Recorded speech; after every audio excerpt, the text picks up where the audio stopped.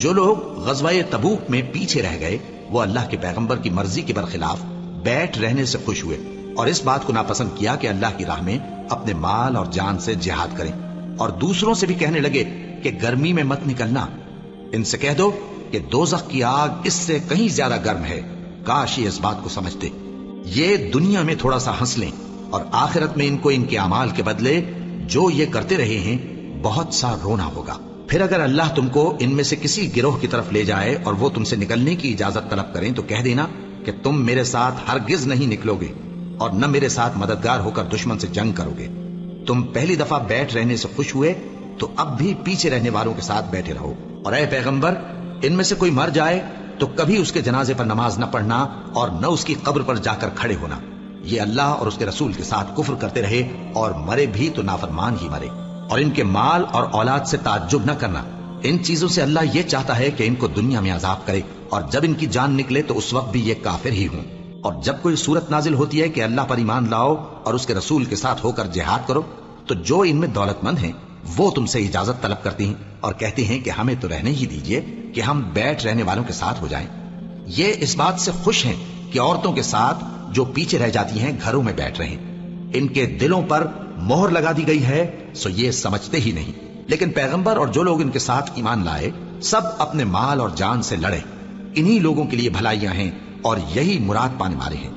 اللہ نے ان کے لیے باغات تیار کر رکھے ہیں جن کے نیچے نہریں بہ رہی ہیں، ہمیشہ ان میں رہیں گے، یہی بڑی کامیابی ہے۔ اور صحرا نشینوں میں سے بھی کچھ لوگ عذر کرتے ہوئے تمہارے پاس آئے کہ ان کو بھی اجازت دی جائے، اور جنہوں نے اللہ اور اس کے رسول سے جھوٹ بولا وہ گھر میں بیٹھ رہے۔ سو جو لوگ ان میں سے کافر ہوئے ہیں ان کو دکھ دینے والا عذاب پہنچے گا، نہ تو ضعیفوں پر کچھ گناہ ہے اور نہ بیماروں پر اور نہ ان پر جن کے پاس خرچ موجود نہیں کہ شریک جہاد ہوں، یعنی جب کہ اللہ اور اس کے رسول سے مخلص ہوں، نیکوکاروں پر کسی طرح کا الزام نہیں ہے، اور اللہ بخشنے والا ہے، مہربان ہے۔ اور نہ ان بے سر و سامان لوگوں پر الزام ہے کہ جو تمہارے پاس آئے کہ ان کو سواری دو، اور تم نے کہا کہ میرے پاس کوئی ایسی چیز نہیں جس پر تم کو سوار کروں، تو وہ لوٹ گئے، اور اس غم سے کہ ان کے پاس خرچ موجود نہ تھا ان کی آنکھوں سے آنسو بہ رہے تھے۔ الزام تو ان لوگوں پر ہے جو دولت مند ہیں اور پھر تم سے اجازت طلب کرتے ہیں، یعنی اس بات سے خوش ہیں کہ عورتوں کے ساتھ جو پیچھے رہ جاتی ہیں گھروں میں بیٹھ رہے ہیں۔ اللہ نے ان کے دلوں پر مہر کر دی ہے، بس وہ سمجھتے ہی نہیں۔ جب تم ان کے پاس واپس جاؤ گے تو تم سے عذر کریں گے، تم کہنا کہ عذر مت کرو، ہم ہرگز تمہاری بات نہیں مانیں گے۔ اللہ نے ہم کو تمہارے سب حالات بتا دیے ہیں، اور ابھی اللہ اور اس کا رسول تمہارے عمل کو دیکھیں گے، پھر تم غائب و حاضر کے جاننے والے کی طرف لوٹائے جاؤ گے، تو جو عمل تم کرتے رہے ہو وہ سب تمہیں بتائے گا۔ جب تم ان کے پاس لوٹ کر جاؤ گے تو تمہارے روبرو اللہ کی قسمیں کھائیں گے تاکہ تم ان سے درگزر کرو، سو ان کی طرف توجہ نہ دینا، یہ ناپاک ہیں اور جو کام یہ کرتے رہے ہیں ان کے بدلے ان کا ٹھکانہ دوزخ ہے۔ یہ تمہارے آگے قسمیں کھائیں گے تاکہ تم ان سے خوش ہو جاؤ، لیکن اگر تم ان سے خوش ہو بھی جاؤ گے تو بھی اللہ نافرمان لوگوں سے خوش نہیں ہوتا۔ دیہاتی لوگ پکے کافر اور پکے منافق ہیں، اور ایسے ہیں کہ جو احکام شریعت اللہ نے اپنے رسول پر نازل فرمائے ہیں ان سے واقف ہی نہ ہو پائیں، اور اللہ جاننے والا ہے، حکمت والا ہے۔ اور بعض دیہاتی ایسے ہیں کہ جو کچھ خرچ کرتے ہیں اسے تاوان سمجھتے ہیں اور تمہارے حق میں مصیبتوں کے منتظر ہیں،